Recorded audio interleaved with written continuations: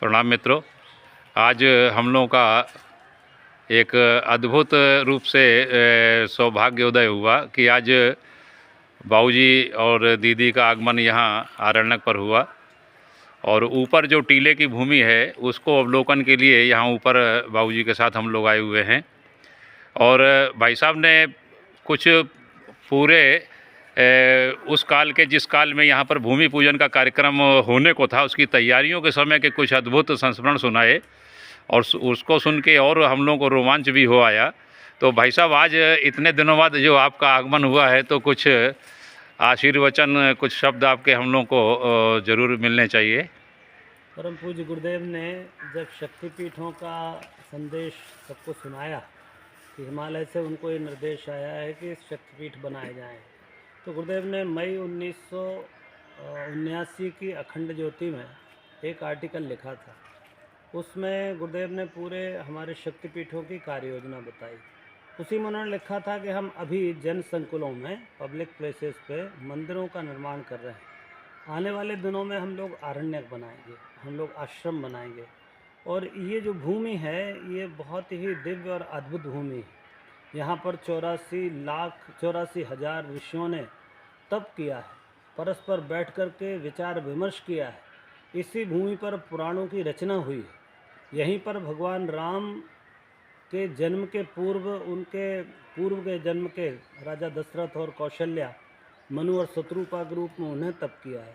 तो इस दृष्टि से ये भूमि बहुत ही अद्भुत पुण्य भूमि है और तपश्चर्या से भरी हुई भूमि है, तपी हुई भूमि है।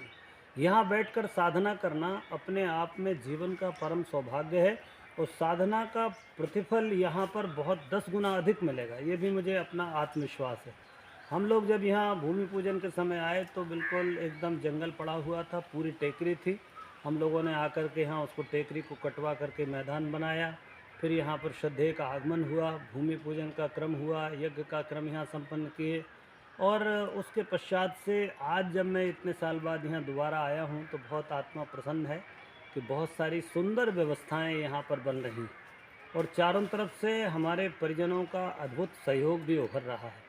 यहाँ पर इस पुण्य भूमि में बैठकर तप करने का विधान शायद ही कहीं किसी और दूसरे आश्रम में हो, परंतु हमारे यहाँ निरंतर रूप से साधना के क्रम चल रहे हैं। कल से हमारी गुप्त नवरात्रि प्रारंभ हो रही, उसमें भी हमारे साधक यहाँ सामूहिक साधना के क्रम में जुड़ेंगे। 2 तारीख बसंत पर्व से हमारा 40 दिन का 1.25 लाख जप बाला पुरुष शरण एक बड़ा अनुष्ठान शुरू हो रहा है पूरे देश भर में। तो मैं तो कहता हूँ कि हमारे साधक यहाँ पधारें और इस भूमि पर बैठ कर के, ये तपी हुई भूमि पर बैठ कर के तपश्चर्या का क्रम करें तो निश्चय ही अद्भुत लाभ होगा। भगवान पूज्य गुरुदेव की बड़ी कृपा है कि ये विकसित हो रहा है और आने वाले दिनों में एक बहुत ही स्वर्ग से भी सुंदर आरण्यक, श्री राम साधना आरण्यक ये बनकर खड़ा हो जाएगा। सभी को प्रणाम। भाई साहब, अभी आपसे जैसी चर्चा की थी हम लोगों ने कि आगामी 84 कोसी परिक्रमा जो 1 मार्च से 13 मार्च में होने जा रही है, तो उसको हम लोग आओ बनाए व्यसन मुक्त भारत के रूप में उसमें भागीदारी करने का मन बनाए हैं। तो उस संबंध में आपने हम लोग को इतना संबल दिया, मार्गदर्शन दिया, थोड़ा सा उस पर हम लोग को थोड़ा और मार्गदर्शन दे कि उसको हम लोग और प्रभावी किस तरीके से बना पाएंगे। देखिए, ऐसा है कि इस समय हमारा पूरा देश नशे के इस दानव के चंगुल में है और विशेष तौर से हमारी युवा पीढ़ी। तो निश्चय ही यदि हम चाहते हैं कि हमारी ये ऊर्जा जो है, युवा ऊर्जा, ये सृजन में लगे तो हमको व्यसन से बचाना होगा। और व्यसन से बचा करके सृजन में लगाने का एक महान अभियान शांति कुंज में बहुत लंबे समय से छेड़ा हुआ है। हमारी जितनी उम्र है शांति कुंज की या हमारे गायत्री परिवार की, हमारे पूज्य गुरुदेव ने पहले यज्ञ में ही ये देव दक्षिणा के रूप में मांगा था कि आप अपना नशा छोड़ें और कोई सद्गुण ग्रहण करें। तो हम लोगों का एक सनातन चलने वाला अभियान सतत चल रहा है और आज यही गौरव की बात है कि आज 15 करोड़ गायत्री परिवार के लोग व्यसन से मुक्त हैं। हमसे सुंदर कोई उदाहरण नशा मुक्ति का हो नहीं सकता।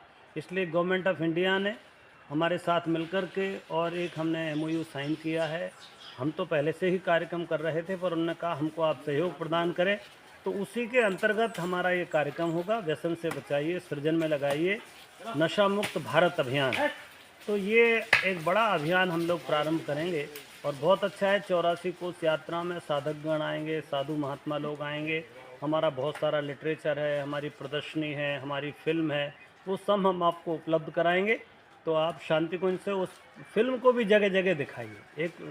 एक अपना प्रोजेक्टर रखिए, जी एक जी पर्दा जी। रखिए और गाड़ी में ही उसको फिट करके रखिए, जहाँ भी पर्दे पे टांग दिया गाड़ी के डाले पर, और वहाँ आप उस फिल्म को भी दिखाइए जिसमें पूरे नशे से होने वाले नुकसानों के विषय में और नशे से कैसे बचें इस पर ध्यान दिया गया। तो बहुत सुंदर है, बहुत बधाई मेरी अभी से ही आपके नशा मुक्ति धन्यवाद के भाई लिए। साहब।